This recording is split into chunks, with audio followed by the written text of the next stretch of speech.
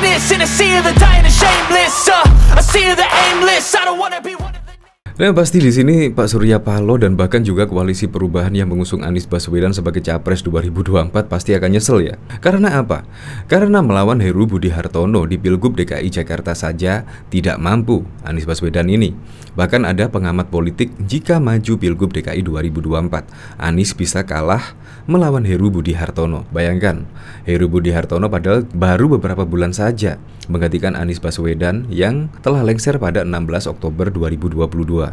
Tetapi dengan cekatannya Heru Budi Hartono dalam mengeksekusi program-program di DKI Jakarta mampu membuat warga DKI Jakarta tertarik untuk memilih Heru Budi Hartono sebagai gubernur pada tahun 2024 mendatang. Terbukti Heru Budi Hartono setelah menjabat sebagai gubernur DKI Jakarta, yaitu selaku PJ, Heru Budi Hartono langsung mengeksekusi program-program dari gubernur pendahulu sebelum Anies Baswedan, yaitu Ahok dan bahkan juga Jokowi. Terbukti sodetan Kali Ciliwung juga dieksekusi, normalisasi 13 sungai di Jakarta juga dieksekusi, dan bahkan juga pertama kali Heru Budi masuk di Balai Kota DKI Jakarta langsung membuat gebrakan yaitu pengaduan langsung. Itu juga langsung dibuka kembali oleh Heru Budi Hartono.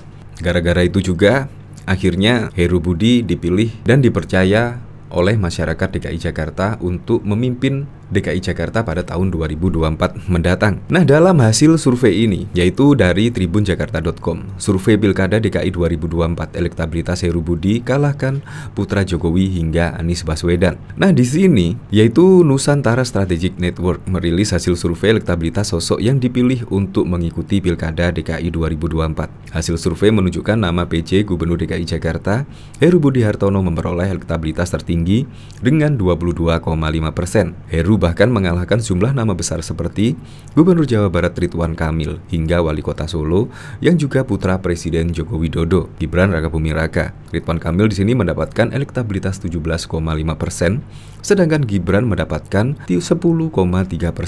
Dan Wakil Ketua Dewan Pembina PSI, Grace Natali 7%. Sedangkan di sini elektabilitas ex-gubernur DKI Jakarta Anies Baswedan perlahan turun di angka 7,8%.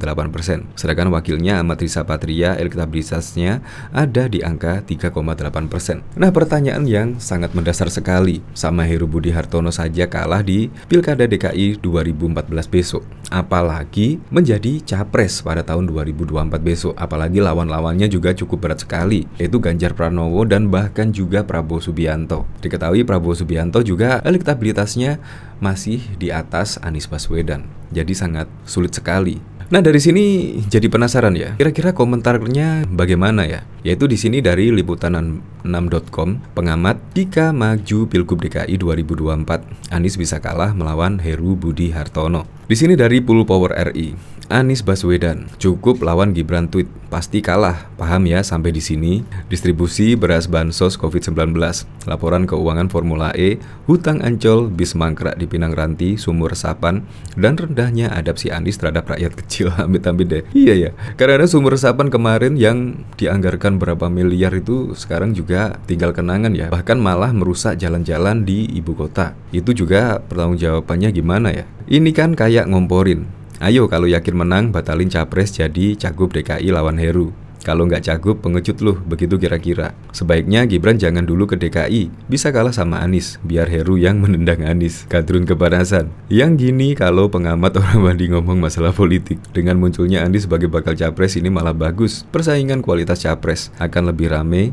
dan para kubu lawan politik pun harus jeli mencari capres yang bisa bersaing dengan Anies. Intinya berpolitik dengan sehat, jangan dengan rasa ketakutan. Lawan aja nanti di Pilpres. Tentu saja. Ya memang sangat mengejutkan sekali ya. Di sini Heru Budi Hartono bisa mengalahkan Anies Baswedan. Bahkan di survei juga kalah telak lah. Yang jadi pertanyaan, misalnya Presiden Joko Widodo tiba-tiba ingin menyalonkan ke Gubernur DKI Jakarta dengan program-programnya yang dulu dirasa sangat bisa mengurangi dampak dari banjir, pasti juga akan dipilih lagi. karena program-program dari Presiden Joko Widodo pada waktu menjadi Gubernur DKI Jakarta dikiranya bisa mengurangi dampak banjir. Pasti juga akan dipilih kembali. Tetapi kalau dilihat dari sini, Anies Baswedan dengan program-programnya yang terdahulu seperti program OKOC, rumah DP 0%, menolak reklamasi, itu sekarang juga Anda tahu sendirilah. DP 0% juga berapa unit yang laku, dan bahkan program OKOC kayaknya sih sekarang sudah tidak ada kabar lagi. Saya setuju dengan ucapan dari Anies Baswedan, yaitu lihat rekam jejaknya dalam memilih gubernur dan wakil gubernur. Lihat rekam jejaknya. Untuk lebih lengkapnya simak berita berikut ini, Good News Indonesia. 2024 bukan hanya tentang pilpres, tapi juga pilkada di semua daerah, termasuk di DKI Jakarta. Seperti yang lalu, pilkada DKI Jakarta 2024 akan menjadi sorotan nasional. Kursi DKI 1 akan menjadi rebutan karena dianggap menjadi jembatan menuju panggung nasional. Terlebih, petahana Anies Baswedan dipastikan tidak akan mengikuti pilkada DKI dan memilih berjibaku di pilpres. Sudah ada 3 partai yang deklarasi mengusung Anies Baswedan menjadi capres pada pemilu 2024 mendatang. Nusantara Strategic Network merilis hasil survei elektabilitas sosok yang dipilih untuk mengikuti Pilkada DKI 2024. Hasil survei menunjukkan nama PJ Gubernur DKI Jakarta, Heru Budi Hartono, memperoleh elektabilitas tertinggi dengan 22,5%.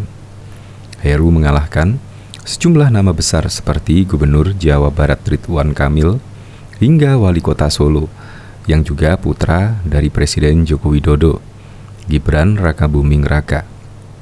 Ridwan Kamil mendapat elektabilitas 17,5%, Gibran Rakabuming Raka 10,3%, dan Wakil Ketua Dewan Pembina PSI Grace Natali 7%.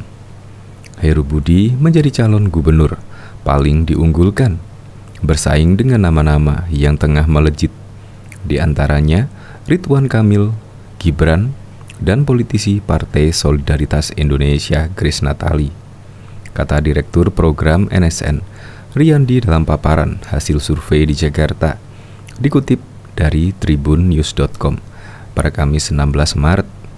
Sementara elektabilitas ex-gubernur DKI Jakarta Anies Baswedan berlahan turun dengan 7,8%. Sedangkan wakilnya Ahmad Riza Patria, elektabilitasnya ada di angka 3,8%. Riyandi menjelaskan alasan kecilnya elektabilitas Anies yang justru tinggi di survei elektabilitas Capres. Ia melihat ada kemungkinan masyarakat sudah melihat Anies sebagai Capres, bukan lagi sebagai calon gubernur untuk 2024 mendatang. Anies tengah digadang-gadang sebagai bakal calon presiden. Sementara itu posisinya di DKI Jakarta telah digantikan oleh PJ Heru Budi, ujar Riyandi.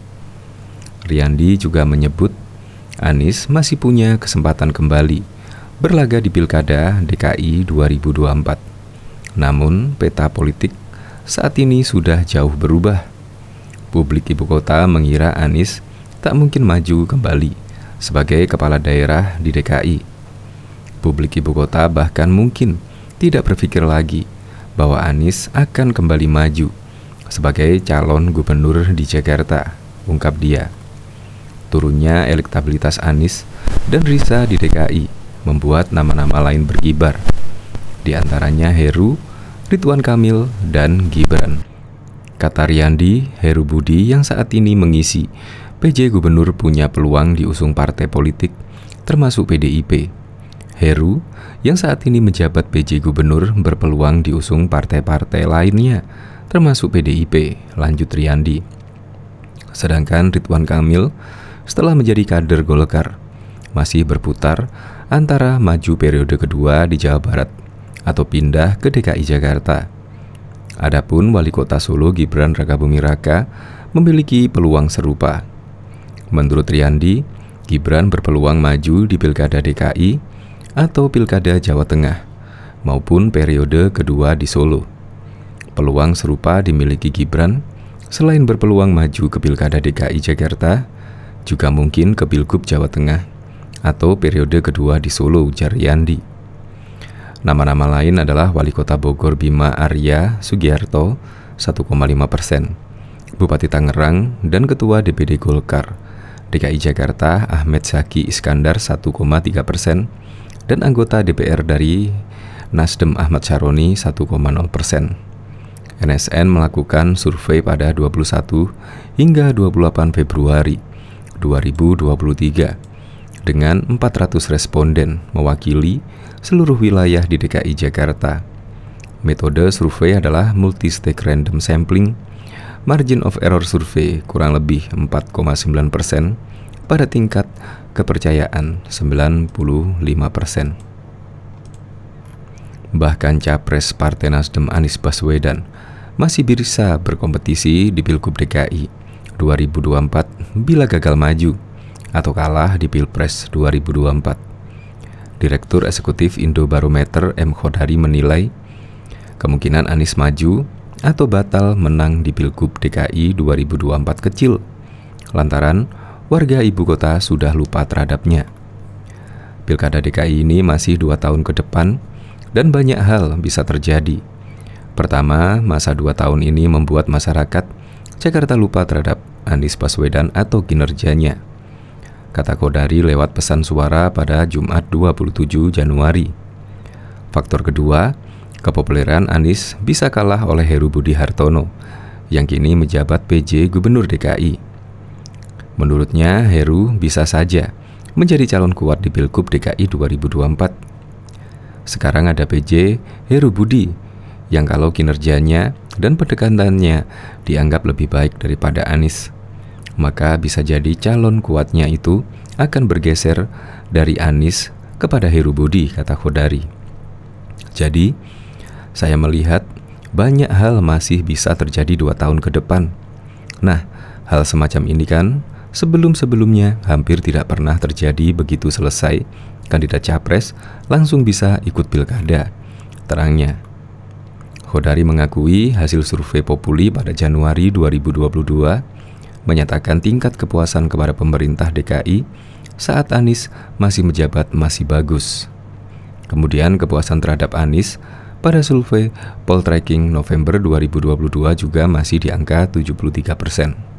Hasil itu keluar tak lama setelah masa jabatan Anies habis sebagai Gubernur DKI.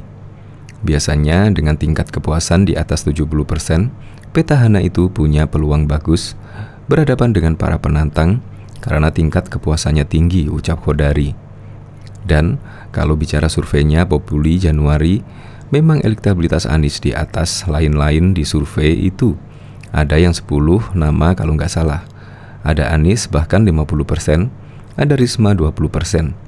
Lalu ketiga, saya lupa, tapi intinya Anies unggul jauh. Sebelumnya, Ketua Komisi Pemilihan Umum Hasyim Asyari mengungkapkan tidak ada larangan bagi calon presiden yang kalah untuk mengikuti Pilkada 2024. Dengan demikian, semua tokoh masih berpeluang maju menjadi kepala daerah meski kalah Pilpres, tak terkecuali oleh Anies Baswedan. Anies menjadi tokoh pertama yang dideklarasikan menjadi capres oleh Partai Nasdem. Anies menunggu tiket dari gabungan partai atau koalisi untuk maju Pilpres. Bila gagal maju atau kalah di Pilpres, Anies masih bisa berkompetisi di pemilu lewat Pilkada DKI Jakarta. Pilgub DKI akan digelar serentak dengan daerah lain pada 27 November 2024. Tidak ada larangan capres kalah atau gagal maju pilkada, kata Hasyim saat dialog publik bertajuk menampik berita bohong, ujaran kebencian, politik identitas, polarisasi politik, dan SARA pada pemilu 2024. Meskipun sedang bersafari politik, sebagai capres, nama Anies masih masuk dalam bursa calon gubernur DKI.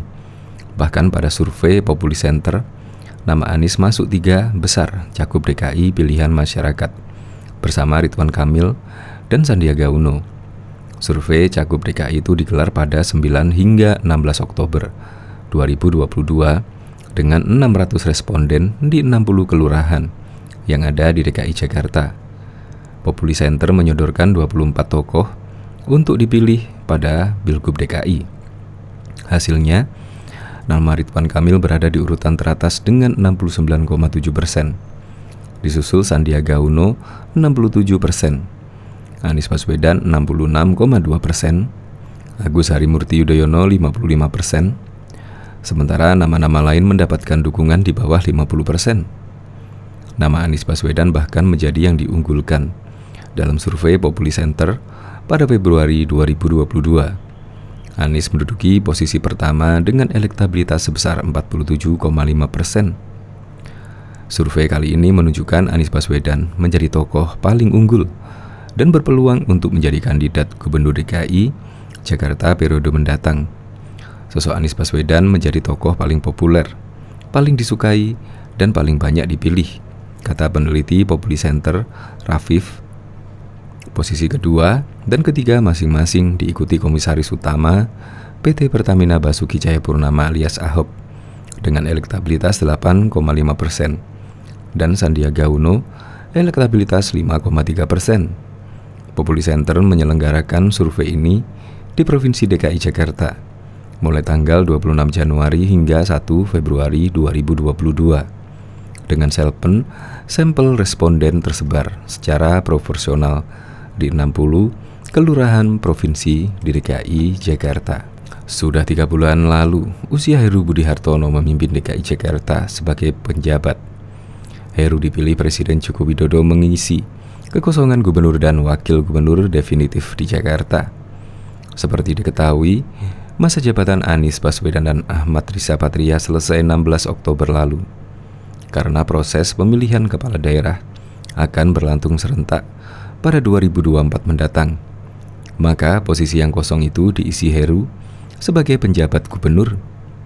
Bagi Heru, bekerja di balai kota bukan hal yang baru. Sebelum menjadi Kesetpres, Heru adalah PNS karir di Pemprov DKI Jakarta. Itulah sebabnya Heru tak merasa gamang saat harus memberesi masalah demi masalah di DKI Jakarta. Dia langsung tancap gas. Februari ini masa tugas Heru di Pemprov DKI Jakarta memasuki 4 bulan. Sejak berkantor di Medan Merdeka Selatan, jumlah proyek di DKI kemudian menjadi sorotan. Tidak tanggung-tanggung, salah satu pihak yang mempertanyakan kelanjutan proyek itu adalah Presiden Joko Widodo. Pernah memimpin Jakarta membuat Jokowi paham betul apa yang menjadi masalah ibu kota tersebut. Salah satunya upaya menanggulangi dampak banjir kala musim penghujan tiba. Presiden Joko Widodo mengatakan, siapapun gubernur DKI Jakarta harus bisa konsisten menyelesaikan proyek penanganan banjir, seperti normalisasi 13 sungai di Jakarta hingga manajemen pemompaan waduk dan tanggul laut. Siapapun gubernurnya harus konsisten menyelesaikan normalisasi 13 sungai yang ada di Jakarta, kemudian manajemen pemompaan waduk-waduk yang ada di Jakarta. Yang ketiga, tanggul laut atau yang lebih gede lagi, Jansi Wall, ujar Jokowi saat peresmian Bendungan Ciawi, Kabupaten Bogor, Jawa Barat pada Jumat 23 Desember. Jokowi mengatakan master plan penanggulangan banjir sudah ada, tinggal eksekusi gubernur. Bila tidak, Jakarta akan terus mengalami banjir. Ini harus diselesaikan. Kalau 3 hal ini tidak selesai, sampai kapanpun Jakarta akan selalu banjir. Presiden Joko Widodo alias Jokowi juga tiba-tiba menyorot perkembangan proyek Intermediate Treatment Facility di Sunter, Jakarta Utara. Sebagai penggagas, dia merasa heran proyek itu tak kunjung rampung. Jadi gubernur di DKI, Sunter itu kita mulai. Sampai saya tidak jadi gubernur, tanda tangan pun saya belum, kata Presiden Jokowi dalam Rakernas Badan Pengelolaan Dana Lingkungan Hidup di Jakarta pada Rabu 21 Desember. Untuk diketahui, proyek ITF yang dikerjakan PT JSL sebagai anak usaha PT Jakpro sebetulnya sudah memasuki tahap groundbreaking pada 2018 lalu di era Gubernur DKI Jakarta, Anies Baswedan. Tetapi pihak investor sebagai pendana utama mundur sehingga kelanjutan proyeknya terhenti. PT Jakarta Jakpro sebagai pengelola menjelaskan alasan proyek ITF Sunter tak kunjung rampung. Pada 2018, proyek ini sudah memiliki mitra dan sempat groundbreaking. Sayangnya, mengundurkan diri dan proyek terhenti.